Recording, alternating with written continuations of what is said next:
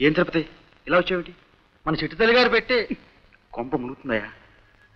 కాస్త నెమ్మదిగా చెప్పు. ఇప్పుడే కష్టపడి కట్టుకలు చెప్పి నా కాపురం నిలబెట్టున్నాను. ఏమైంది? మన చిట్టి తల్లి గారు పెట్టి మరి మా ఇంట్లో ఉండిపోయింది కదండి, మరి ఆవిడకి బట్టలు ఇబ్బంది రాదండి. చంపేశావే. సరే ఓ పని చెయ్యి, పెట్టి తీసుకెళ్ళి జీప్లో పెట్టి నువ్వు ఇంటికి వెళ్ళిపో. ఆ తర్వాత నేను వెళ్ళి ఇచ్చి వస్తాను. అలాగే సార్. వెళ్ళు.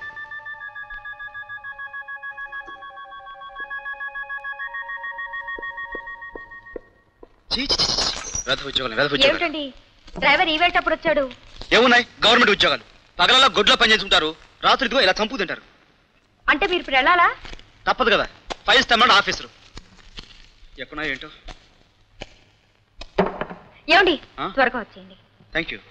వెంటనే వచ్చేస్తాగా.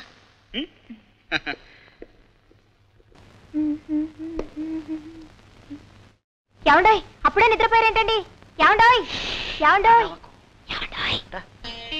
పగలంతా టైప్ చేసి అలసిపోయింది కదా, అందుకని గ్లాక్ సోటీ తీసుకుని హాయిగా నిద్రపోయింది. కూర్చో. ఏమండి మిమ్మల్ని చూస్తే జాలేస్తుందండి. అన్ని కష్టాలు మీకే. మీ గెట్ హౌస్ చాలా బాగుందండి. ఒక్కొక్కది మా ఊరంత ఉందండి. అక్కడ అందరూ నన్ను ప్రశ్నలు అడిగేవాళ్ళండి. నీకేం పర్వాలేదు పాప, నేనున్నాగా. అప్పారావు ఎప్పుడు వస్తాడు? నా కష్టాలు ఎప్పుడు తీరుస్తాడు? చూడమ్మా, అప్పారావు ఎక్కడున్నా సరే వెతికి పట్టుకొని మొహం వాచా చీవాట్లు పెట్టి గడ్డి పెట్టి మరీ తీసుకొస్తాను. ఎలా ఉంటాడు చెప్పమ్మా? చెప్పాలి మరి, సిగ్గుపడకుండా చెప్పాలి. ఎర్రగా ఎత్తుగా లావుగా ఉంటాడు. ఇప్పుడు నాలా ఉంటాడా?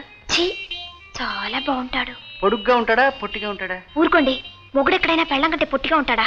పొడిగి. అయితే మరి ఇలా ఉంటాడా? ఇలా ఉంటాడా? ఇలా ఉంటాడా? వదలండి వదలండి.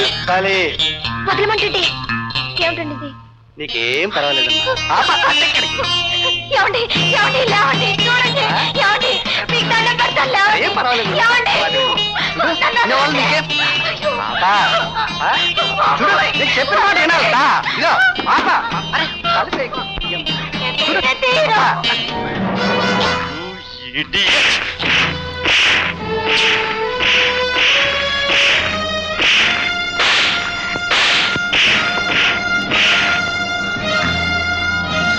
నువ్వు రాముడు, ఈ దేశాన్ని ఉద్ధరించే మహానుభావుడివి. నీ నీతి కొంగ జపం లాంటిదా నాకు అనుమానమే, కానీ నేను కూడా నమ్మేటట్టు చేశాను. అందుకే ఆ అమాయకురాలు నీ పంచం చేర్చాను. చూడు, తెల్లవారేసరికల్లా ఊసర వెళ్ళాను నీ రంగును అందరి ముందు పరిచి 10 మంది నీ మొహం మీద ఉమ్మేసారా చేయకపోతే నా పేరు రాజశేఖరమే కాదు. You bloody rascal. Mister Rajasekharam, ఈ సుబ్బారావు అసలు అవతారం ఇహ నుంచి చూస్తారు. చిట్టి తల్లి మళ్ళీ వచ్చిందా? అసలు వెళితే కదమ్మా రావడానికి. వెళ్ళలేదా? మరి ఆయన పంపించేశానని చెప్పారు. భార్యను నమ్మించాలంటే, నమ్మించి మోసం చేయాలంటే నేను అలాగే చెప్పాలి, ఎవరైనా అలాగే చెప్పాలి. పెళ్ళాం కళ్ళు కప్పకపోతే మొగుడు రంకు సాగదమ్మా. సుబ్బారావు గారు, జరిగింది చూసింది నిజంలా చెప్పండి. చిట్టి తల్లిని ఊరు పంపించామన్నావు కదూ? అవును. పంపించేశానని చెప్పాడు కదూ? అవును. కానీ పంపించలేదని నీకు తెలియదు కదూ? అవును. ఎలా తెలుస్తుందమ్మా? నిన్ను పిచ్చిదాన్ని చేసి కట్టుకథలు చెప్పి నమ్మించి ఈ ఊళ్ళోనే మరో ఇంట్లో ఆ అమ్మాయితో కులుకుతున్నాడని నీకు ఎలా తెలుస్తుందమ్మా? అసలు ఏం జరిగిందో తెలుసా? ఏమిటిది రాజశేఖరం గారు, మీకేమైనా న్యాయంగా ఉందా? ఇంటి దగ్గర మహాలక్ష్మి లాంటి పెళ్ళాన్ని పెట్టుకుని ఆ పిశాచితో నేను కాపురం చేయలేను. తాళి కట్టిన నేరానికి దాంతో ప్రేమ నటిస్తున్నాను, సమాజం కోసం కాపురం చేస్తున్నాను. నా చిట్టలు ఏందని నేను బతకలేను.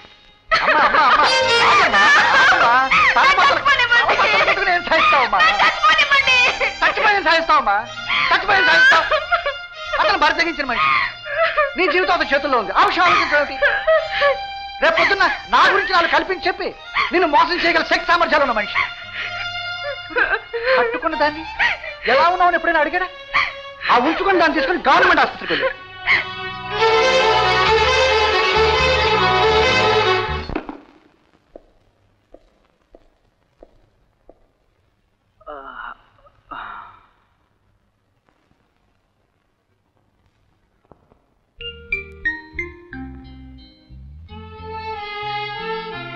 ఫైల్స్ ఆఫీసర్ గారికి ఇచ్చేసారా?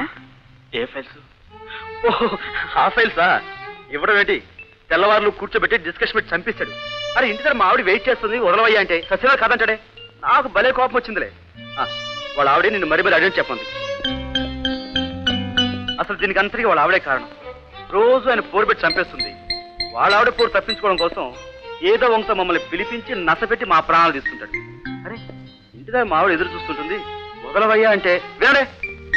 హారిబుల్. నేను ఖచ్చితంగా చెప్పేశాను, చూడండి సార్, నేను ఈ ఉద్యోగమైన మానేస్తాను తప్పించి మా ఆవిడని ఒంటరిగా వదిలిపెట్టి నేను మీకు వెట్టి చాకరీ చేయలేనని. అలాగా? గారి గుడ్డు ఏమైనా అనుకోని. జయా కాస్త వేడిలు పెట్టు, రాత్రంతా నిద్రలేదు. మీరిచ్చిన నగలు, మీ ఇంటి తాళాలు నేను వెళ్తున్నాను. ఎక్కడికి? అది మీకు అనవసరం. జయా, ఇంతటి చిన్న విషయానికి వెళ్ళిపోతావా? What you mean? మనిషి ప్రాణం పోతున్నా మీలాంటి వాళ్ళకి చిన్న విషయంగానే కనిపిస్తుంది. చెప్పానుగా, ఈ ఆఫీసర్ కాదు ఆ పై ఆఫీస్ వచ్చా సరే. నేను మీరు నిజంగా ఆఫీసర్ దగ్గరికే వెళ్ళుంటే మీకోసం 100 రాత్రులు ఎదురు చూసేదాన్ని. కానీ ఆఫీసర్ వంకతో మీరెళ్ళింది చిట్టి తల్లి దగ్గరికి. నాకేం తెలియదు అనుకున్నారా? ఆ రాస్కెల్ సుబ్బారావు నీకు ఉన్నవి లేనివి కల్పించి చెప్పాడన్నమాట. ఆయన చెప్పినందుకు కాదండి, మీరు చేసిన పనికి సిగ్గుపడండి. జయా, కౌంటర్ సంగతి తెలీదు. వాడు ఒట్టి. Stop it. మీరెలాగూ మనిషిగా బ్రతకలేరు. ఇలాగైనా బ్రతకాలనుకుంటే మంచి వాళ్ళను మాట్లాడకండి. మంచి వాడి గురించి, వాడి మంచితనం గురించి నీకేం తెలుసు? వాడి స్వార్థం కోసం ఏమైనా చేస్తాడు. వాడి బ్రతుకు కోసం ఎన్ని బ్రతుకుగా కూలుస్తాడు, ఎన్ని అబద్ధాలని చెప్తాడు. ఆయన చెప్పినవన్నీ అబద్ధాలు, మీరు చెప్పినవన్నీ నిజాలా? చిట్టి తల్లిని ఊరికి పంపించేశానని చెప్పి ఇక్కడే పెట్టుకుని కులుగుతున్న మాట అబద్ధమా? ఆఫీసర్ పేరుతో రాత్రంతా దాని ఒళ్ళో కులికిన మాట అబద్ధమా? మీ అల్లారు ముద్దులో ఉంపుడు గత్తే నెల తప్పి మీకు బిడ్డలు కలవడం అబద్ధమా? రాజశేఖరం, చెయ్యి దించండి. నా సంస్కారం సంస్కారంగా ఉంచడానికైనా చెయ్యి దించండి. మీరు హద్దు మీరితే నాకు పౌరుషం ఉంది, నాకు చేతులున్నాయి. సంస్కారం విలువ నీకేం తెలుసు? నీకున్నది సంస్కారం కాదు, అహంకారం. ఆడదాని సంస్కారం మొగుడి పరువు నలుగురిలో కాపాడాలి, చేతనైతే నిలబెట్టాలి, పెంచాలి. ఈ సంస్కారం నీ భర్తను నడివీధిలో నేరస్తుడిగా నిలబెట్టే సంస్కారం. పౌరుషం, నీ పౌరుషం నిజాన్ని నిజమని ఒప్పుకోవడానికి అడ్డుపడే అర్థం లేని పౌరుషం. నీలాంటి ఆడదానికి ప్రేమ స్వార్థంలా కనబడుతుంది, అభిమానం అవకాశంలా కనబడుతుంది, అనురాగం ఆత్మవంచలా కనబడుతుంది. Okay, it's all right.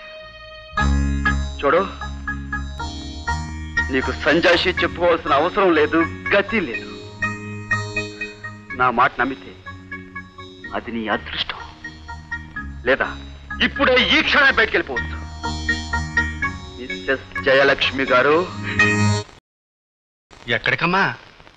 ఈ ఇంట్లో నేను ఒక్క క్షణం కూడా ఉండలేను, వెళ్ళిపోతున్నాను.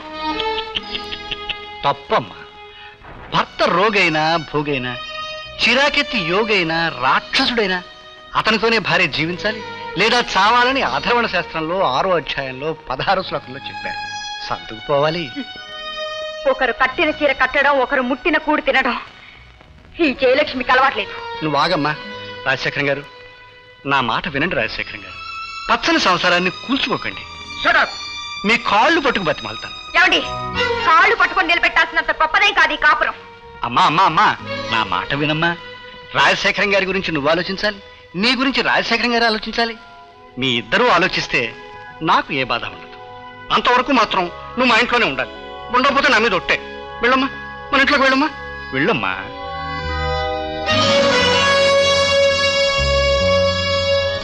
That is Subbarao.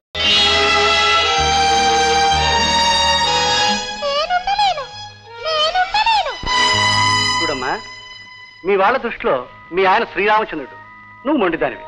తప్పు మీ ఆయనే చేశాడు, కానీ స్వభావరీత్యా తప్పు నీదంటారు. కాపరాన్ని చెడగొట్టుకుని ఇంటికి వచ్చిందని నేను ఆడిపోతాను. అంటే మనస్సు చంపుకొని లోకానికి భయపడి అతనితో కాపురం చేయమంటారా? కాపురం చేయమంటం లేదమ్మా, మీరిద్దరూ ఒకే ఇంట్లో కలిసి బతకాలి. వీల్లేదు, నేను చావనైనా చస్తాను కానీ మళ్ళీ అతని మొహం మాత్రం చూడను. కలిసి బతకమన్నాను కానీ భార్యాభర్తలుగా అన్నానా? అయినా ఎంతకాలం? కేవలం 7 రోజులు. ఈలోగా ఢిల్లీలో మా మిత్రుడికి ఉత్తరం రాస్తాను. మంచి ఉద్యోగం చూసి పెడతాడు. ఆ వంకతో నువ్వు ఢిల్లీ వెళ్ళిపోవచ్చు. తర్వాత మీ ఆయన తప్పు నలుగురికి తెలుస్తుంది. నేను శబాష్ అంటారు.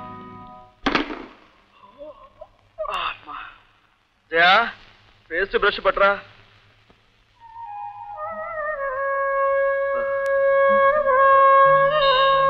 Good morning. రాత్రి బాగా నిద్ర పట్టిందా? ప్రశాంతంగా. తమ దయ వల్ల. అప్పుడేం చూశారు? విషయం ముందుంది. అమ్మా జయా, వెళ్ళడానికి కారణం తెలుసు, వచ్చిన దానికి కారణం చెప్తారా? తీసుకొచ్చిన కారణం అడగండి, నేను చెప్తాను. రాజశేఖరం గారు, ఈవిడ మీ భార్య నిన్నటి వరకు, ఇప్పుడు జస్ట్ టెనెంట్. ఈవిడ కేవలం 7 రోజులు మీ ఇంట్లో అద్దెకుంటారు. ఓహో, అద్దె కూడా ఇస్తారా? అనా పైసలతో సహా ఇచ్చేస్తానని చెప్పండి. అంతేనండి. ఇవాళ 1, సరిగ్గా 7 రోజున మీ భార్య, సారీ అమ్మా, జయలక్ష్మి గారు ఢిల్లీలో ఉంటారు, ఉద్యోగం చేస్తారు. అమ్మా వెళ్ళమ్మా, వెళ్ళి నీ వాటలని పని చూసుకోమ్మా. వెళ్ళమ్మా వెళ్ళమ్మా. కుటుంబాల్ని కూల్చే మహాత్ములు తిరిగి చేర్చడం ఏమిటో? మిమ్మల్ని చేర్చింది కూల్చడానికే సార్. వేరైతే ఒకటవుతారు, ఒకటైతే వేరవుతారని అథర్వణ శాస్త్రంలో 6వ అధ్యాయంలో 1వ శ్లోకంలోనే చెప్పారు. మిమ్మల్ని శాశ్వతంగా వేరు చేయడానికే ఈ 7 రోజులు కలిపాను. నీ భార్య నువ్వు చెడ్డవాడు అనుకున్న తర్వాత ప్రపంచంలో ఎవ్వరూ నేను మంచివాడు అనుకోరు. అది నీ పొజిషన్. నువ్వు చెడ్డవాడు అయితేనే నేను మంచివాడిని అవుతాను. అది నా పొజిషన్. కరెక్ట్గా 7 రోజులు మీ ఫైనల్ సెటిల్మెంట్ నేను చేస్తాను. ఏమిటో నాకు చాలా ఆనందంగా ఉంది. సంవత్సరం మొదటి రోజునండి ఆ అయ్యప్పని పూజ చేసి తరిస్తూ ఉంటాను. రాత్రే పూజ. మీరు మీ జయలక్ష్మి గారు పూజకు వచ్చి మీరు తరించండి. స్వామియే శరణం అయ్యప్ప.